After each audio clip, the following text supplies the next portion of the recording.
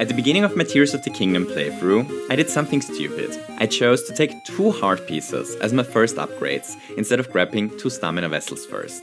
And that was a mistake, because by increasing my number of hearts, I actually made the game more difficult for myself. But one step after the other. In my opinion, Tears of the Kingdom's combat system has 2 big problems, namely the overabundance of healing and the terrible damage scaling. So the healing first. At any point during combat, we can open up the menu and eat a healing item. At literally any moment in combat. Link is basically invincible as long as he carries around enough apples. As the old saying goes, an apple a day keeps the moblins away. Because of this, the vast majority of fights in the game play out like this. Whenever we get hit, we open up the menu and heal back to full health. Until we get hit again, which causes us to pause again, and so on. This obviously breaks the flow of combat every time, which is the first big problem, and the first reason why increasing our maximum health at the beginning of the game makes combat actually more difficult. The second reason is the terrible damage scaling. The damage that enemies deal is based upon the weapon they carry. If an early game enemy carries a late game weapon, for example, it is very likely to one-shot us if we aren't wearing strong armor. This has the weird consequence that it is not unusual to get killed in a single hit, even in the mid-game, just because an enemy happened to have a weapon with a really strong fusion. At the same time, there is a point where armor begins to outscale most basic weapons. In the late game, almost all enemy attacks deal only minimal damage, because after a while, our armor is just so powerful that enemies can't deal damage through it anymore. In between those 2 extremes, there's only a very small corridor where, attacks deal an actually appropriate amount of damage, but the game barely ever plays out in between those 2 extremes. In the first half of the game, lots of combat encounters are so deadly that the enemies just kill us in 1 or 2 hits. In the late game, most enemies deal barely any damage at all. Okay, I know what at least one of you is currently thinking. Okay, Ceave, I get it. The healing is a problem and the damage is really scaled in a bit of a train-wrecky way, but why would having more hearts make the game harder? Well, thank you so much for asking. See, the game has a system in place to prevent enemies from killing us with a single hit if we have full health. If we have 4 hearts, for example, and an enemy deals 10 hearts of damage, then the game will not allow the attack to kill us from full health. It will leave us with a quarter heart instead. To the best of my knowledge, no attack in the game will ever kill us if we have full health. So what happens in the exact same situation if we have 6 hearts instead of only 4? Well, we still end up with only a quarter of a heart after the attack. But now we need to heal 2 more hearts to get our one-shot protection back. Upgrading our hearts in the early game doesn't make us survive more attacks, since most enemies one-shot us anyway until we get more armor. All that more health does is massively increase the amount of food we need to cook and consume, which brings us directly to the next problem of the game. Here's a quick anecdote of something that happened to me during my latest playthrough. Right before the final boss fight of the Gerudo Temple, I ran out of healing items, which meant that the boss killed me with every single hit. Because of this, the only way for me to beat the boss was to play the entire fight perfectly without ever getting hit.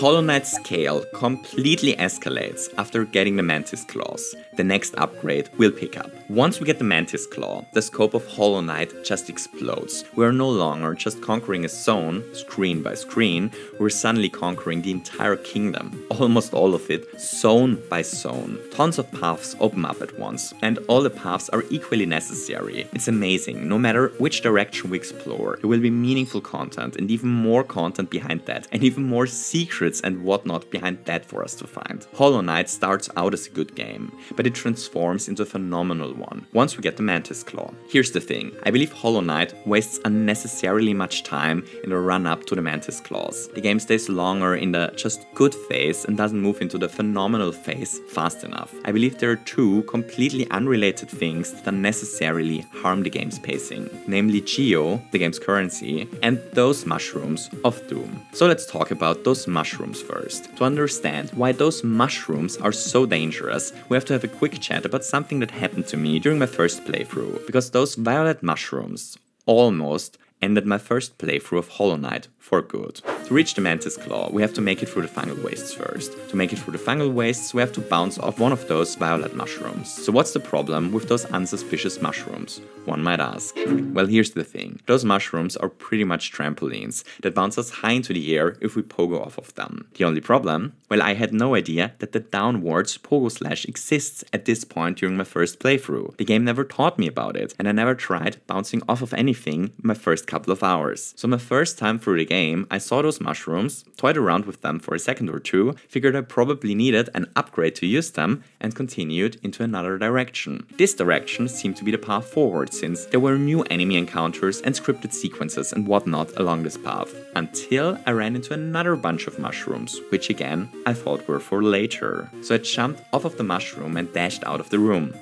And now I was stuck in the early part of Hollow Knight with no idea on how to proceed. I kept exploring and exploring, trying to figure out where to go. I had the exact opposite experience of what Hollow Knight is actually going for. Instead of finding meaningful content behind every door, instead of exploring a kingdom that grows and grows in size, and instead of finding a correct path wherever I looked, I ran into blocked paths everywhere. I returned to the Forgotten Crossroads, but there was no clear path forward that I missed. I returned to Green Path, but again I ran from dead end to dead end. Missing that it is possible to bounce off of those mushrooms completely changed my experience with the game. And you know, it's such a weird problem because it is so easy to fix. There are two obvious solutions to the problem. Either have an NPC character pogo off of them right in front of our eyes, you know, just have Quirrell pogo off of one of those when we enter the area and then have him call us up to him, or if that requires too many resources, just do the thing that Zelda likes to do and trap us with the new gameplay element and only allow us to escape once we understood what to do with it. If this ledge were placed just a tiny bit higher, then it would have been impossible to dash out of the pit without figuring out the downward strike first, which would ensure that we figure this out here. The beginning of Hollow Knight is a bit slow. The mushroom mishap that happened to me during my first time through the game amplified this problem. That one is partly on me, but that's not the only problem that can potentially slow down the beginning of the game unnecessarily. There's another unrelated problem that slows down every player. In order to understand the other problem that slows down Hollow Knight's opening hours, we have to have a chat about currencies.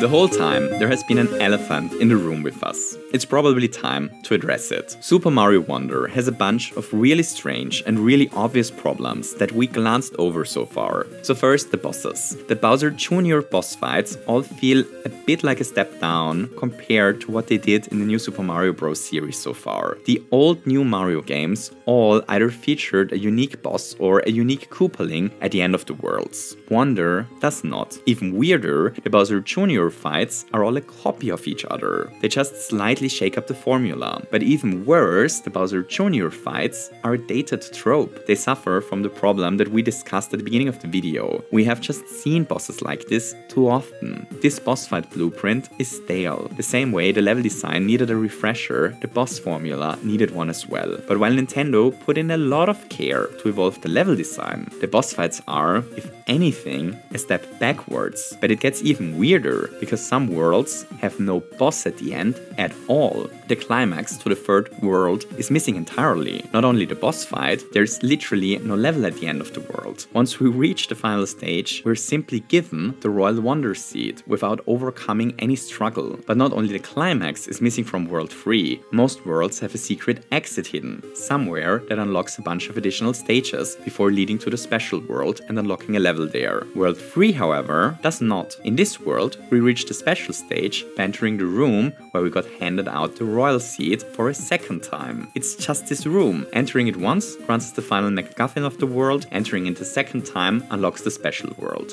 And at least I found this so unintuitive that I wasn't able to figure out that I was supposed to enter this room for a second time. I actually had to look up how to unlock the special world level for World 3. But it's not just World 3. The fifth world has a similarly unintuitive way to unlock its special world. Here we also have to make it through the final level a second time. The final level of World 5 5 is the minor rescuing level, but this stage just isn't really a level either. There's no challenge in it, we just follow a linear path, bare of any obstacles, and then we get the royal seed. I found this to be extremely anticlimactic in my first time through. If we make it through this non-stage a second time, the special world unlocks. So out of Mario Wonder's 8 worlds, only 5 feature a boss fight. 4 of those 5 boss fights are Bowser Jr. rematches, and only 1 boss fight is a really cinematic battle, the final boss fight. Add to this that the endings of the airship stages are really disappointing as well. Airship levels are a Mario trope that often ended with a boss fight in the past, but not so in Wonder. In Wonder, we have to platform on a conveyor belt until we hit a button. That's it. It's all a bit anticlimactic. And to make matters worse, they repeat this underwhelming challenge at the end of every single airship. Then there is the fact that the game only features 8 worlds. New Super Mario Bros. U, the Mario game that came before,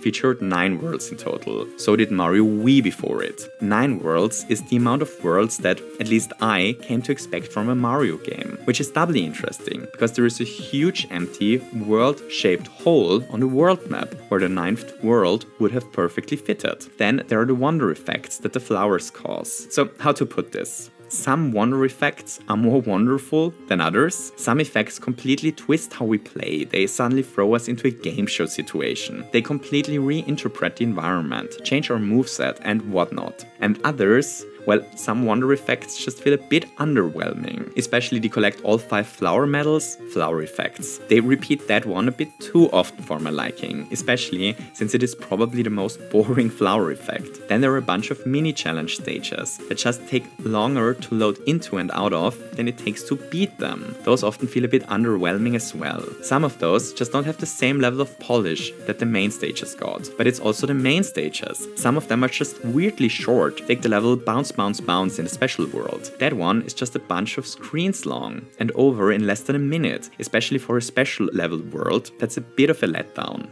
Alright, so there are repeated flower effects, stages that feel as if they were cobbled together at the very last minute, repeated boss fights in a Mario game with an unusually low amount of boss fights to begin with, 2 worlds missing the secret exits, the same worlds missing the final level, rushed endings to the airship stages, a low amount of worlds to begin with, missing boss fights, some strangely short stages that lack polish, and so on. Do you notice a pattern when looking at all of those things from a distance?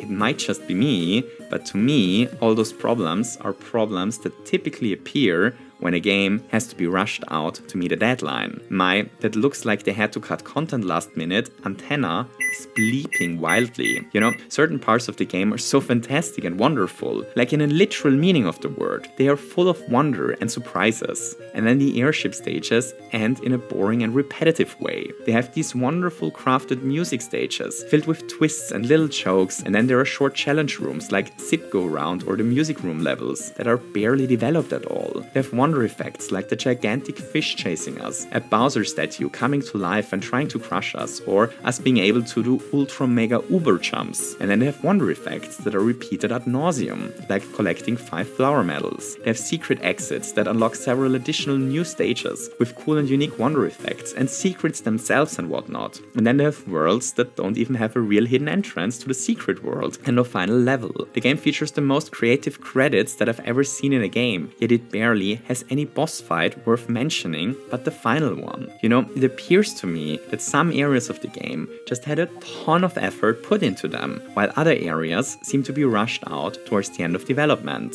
And this, gentle ladies, gentlemen, and gentle people in general, leads us to a really interesting question, and back to the Mario movie. You see, Nintendo in its current situation doesn't need to rush out games. The last time Nintendo released games that blatantly needed more time in the oven was during the GameCube days. But the situation that Nintendo finds themselves in today is in no way comparable to the GameCube days. During the GameCube days, Nintendo was losing the console war against the PlayStation 2. They were desperately trying to somehow stay afloat. In 2023, however, Nintendo is at the top of gaming. They are in an incredibly comfortable position. It certainly doesn't threaten them economically if they were to delay a game. Because of this, they actually have allowed games recently to take as long as they needed or need. Take Tears of the Kingdom or the new Metroid game. So Nintendo is in a comfortable economic situation and they've allowed games recently to be delayed until they were happy with them. I'm speculating here obviously, but if my reading that Mario Wonder had to cut content close to release is correct, well then that leaves us with a question.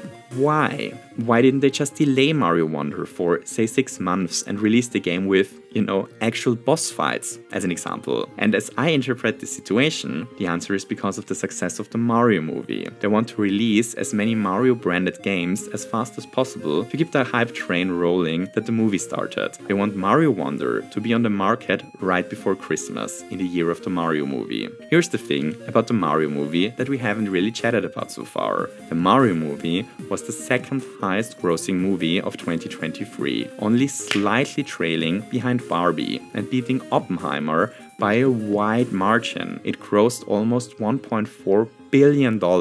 Just to put things into perspective, the most accurate sales number for Mario Wonder that we currently have is 4.3 million. So for the sake of argument, let's say Mario Wonder goes on to do 10 million lifetime sales at $60 each. If this were the case, then Mario Wonder would gross 600 million US dollars, less than half of what the movie grossed. Just to be clear here, it doesn't make much sense to compare those numbers, that's just to visualize how big of a deal the movie is. The insane success of the movie changed the Mario franchise. Mario is no longer just a video game series. Mario is now a multimedia franchise, and multimedia franchises consist of many wheels that all power each other. The Mario games sell the tickets for the next movie, and the movie sells the next game, and so on. The franchise is about to transform into a huge machine, built out of many wheels that all turn the next one. A turning marketing machinery, where the Mario movie is used to sell Super Mario Wonder, and Wonder is used to sell the Super Mario RPG, and the RPG remake is used to sell the Paper Mario remake, and that one is used to sell a new Lego set, or plushies, or Super Mario toys that come with each Happy Meal at McDonald's. Each little wheel powers the next one. If a franchise is conceptualized like this, then it's simply no longer possible to delay a game, because if we were to remove one single wheel, we'd stop the entire machine. I believe this is the reason why Mario Wonder is missing some content that should be there, like creative bosses and final stages in each world, and why some content that is there feels rushed, like the ending sections of the airships. Because even if they want it, it's not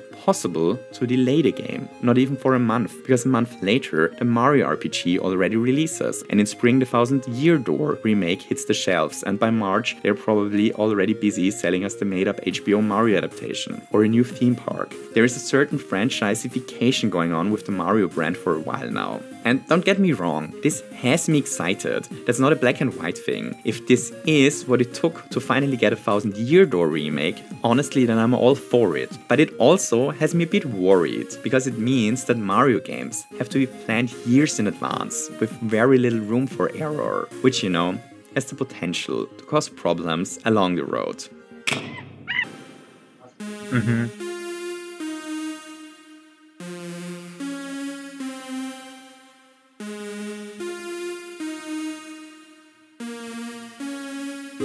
On the 2nd of April 2016, Flaira, one of the developers of Subnautica, decided to write an answer to a question that a Steam user had brought up in a forum post. Steam user Vashiri asked, "What with all the non-lethal stuff?" They were basically wondering why all the defensive tools in Subnautica were non-lethal. It is this question that Flaira replied to. He wrote the following: "I haven't read all the comments here, but I'll chime in here as I'm the main reason we don't have violent weapons in the game. Subnautica was being birthed right around the time of the Sandy Hook shooting. This was a particularly nasty shooting, although many people don't realize America has mass shootings every day, every single day. Yet for reasons I cannot understand, our people and the corporation that influence our country want to continue making it easy for people to get, carry and use pistols, semi-automatic and fully automatic weapons. I've never believed that video game violence creates more real-world violence, but I couldn't just sit by and add more guns to the world either.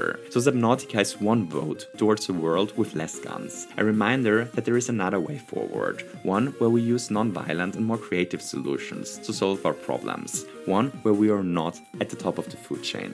The Subnautica devs wanted to explore non-violent gameplay in their game as a reaction to a tragedy that had happened while in development. And I think that this is really interesting for several reasons. So first, at least off the top of my head, Subnautica is the only survival exploration game that doesn't feature any form of lethal violence, which in itself is really interesting. But second, and even more importantly, the fact that we never get lethal weapons to defend ourselves in a game means that we never really make it to the top of the food chain either. Most games, be it survival games or horror games, reach a point after a while where enemies and the environment stop being truly intimidating, simply because at some point we reach a power level that allows us to easily deal with all the threats. In Subnautica, however, that never really happens. We get better tools, more robust vehicles, and a bunch of little tricks to deal with threats, but we never really outgrow the terrors of the deep. Instead of making our way to the top of the food chain, we instead learn to survive at the bottom of it. Because of this, all the terrible creatures at the depth of the ocean remain terrifying until the very end of the game. However, we still have no idea about all the terrible creatures that dwell in the depths of the ocean. For now, we follow the different signals to the crashed lifeboats. However, none of the radio signals leads us to any survivors. All the other crew members that survived the crash died soon after. To make matters even worse, the Aurora blows up in a gigantic explosion several days after crashing. This explosion not only contaminates the surrounding ocean with high levels of radiation, but also blasts open the back of the shipwreck. At around this time, we also scan ourselves for the very first time, and as it turns out, we seem to have caught some kind of infection. That's the bad news. But luckily for us, there is also a shimmer of hope. Another radio signal.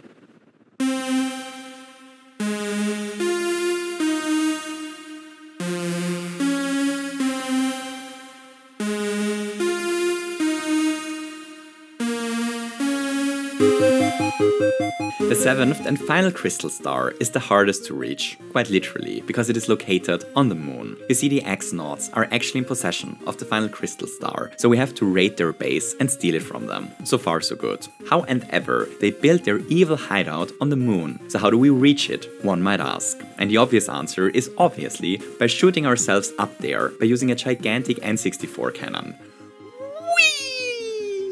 And there we go, raiding the X-Naut base. So this place might be a good spot to talk about combat, because I may have accidentally broken the combat system a bit with my build. I went with a build this playthrough that is probably best described as a glass mustache build. You see, there are two stats that influence how much damage we deal during combat. To no one's surprise, those two stats are attack and defense. The game uses an incredibly simple formula to calculate the two against each other. The damage we deal is our attack value minus the enemy's defense value. That's it. The simple damage scaling is really easy to understand while still allowing for a surprising amount of strategic depth. It works great for this specific kind of game in my opinion. The damage, health and defense scaling stays really grounded over the entire game. You know, enemies in the early game may have 4 health points, but enemies in the final third may only have 9. Everything stays together really close, which means even if we use a suboptimal build or are underleveled, we will probably do fine in combat. Which brings us to our glass mustache build.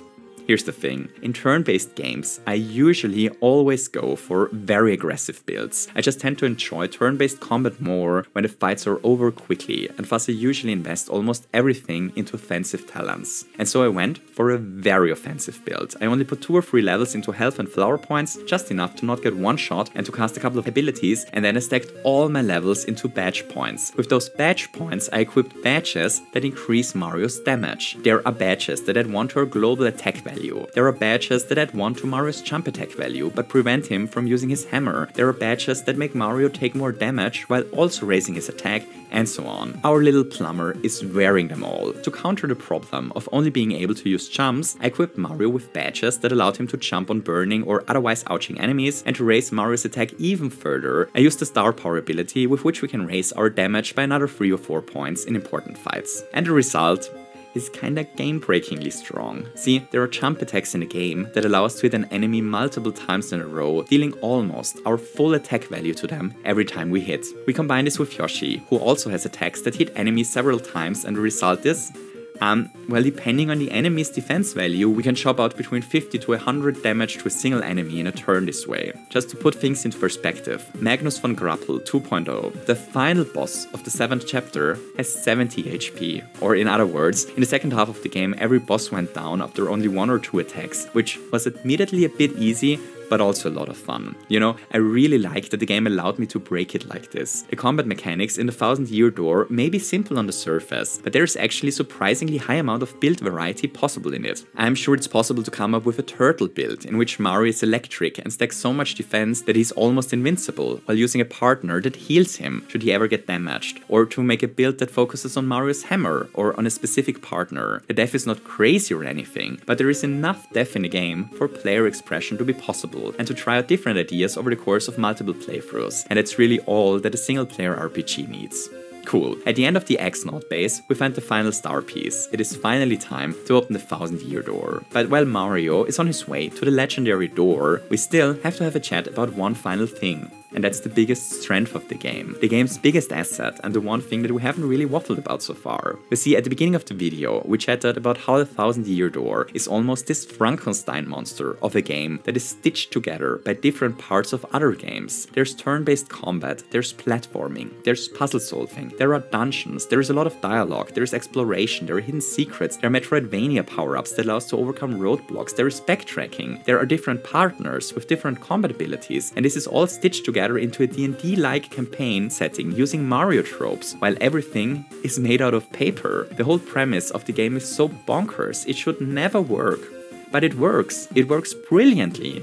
How? How is Paper Mario able to be so many things at once and still feel like a cohesive package with a clear vision? And the answer? Well, the Thousand Year Door is extremely good at linking those systems together. Every system and game activity is linked to 2 central systems at the center of the game, and those systems are the combat system and the badges. The turn-based combat and the badges are what is gluing everything together. The exploration we do and the hidden items we uncover, well, those items or badges are either consumables for combat or teach us new combat moves. The puzzles we solve, well, once again they reward us with items or badges that help us in combat. The Metroidvania upgrades we get, well, those directly increase our combat power, unlock new skills and allow us to find even more badges. The stories of the different chapters that we journey through, well, over the course of those chapters we encounter new partners. Those partners help us once again in combat, and their unique field abilities once again make it possible to solve even more puzzles and explore even more spaces that in return once again reward us with better badges and items for combat. The crystal stars that we get at the end of the chapters, well, those unlock new star powers to use during combat as well. You see, the most meaningful moments of character progression in the Thousand Year Door don't necessarily happen when we level up. The most significant upgrades in power happen when we get a new upgrade and our attack power increases, or when we found enough star pieces to buy a really powerful badge, or when we solve a puzzle that rewards us with a badge that teaches us a new attack, or when we progress in the story and unlock a new partner, or when we finish a chapter and unlock a particularly useful star power. Leveling up after fights is just one of the ways we actually improve our combat abilities. Most increases in power actually happen when we interact with one of the other systems in the game. The game's systems are set up in a way where they can have us do anything, yet we still improve our combat abilities. The brilliance of the Thousand Year Door is that it has all its different systems and all the different gameplay types and genres tied into the combat system, most of the time via the brilliant badge system. The combat system and the badges are at the heart of the game. Those are the glue that ties everything together. And famously, the Thousand Year Door is the last game in the Paper Mario series that used both of those systems.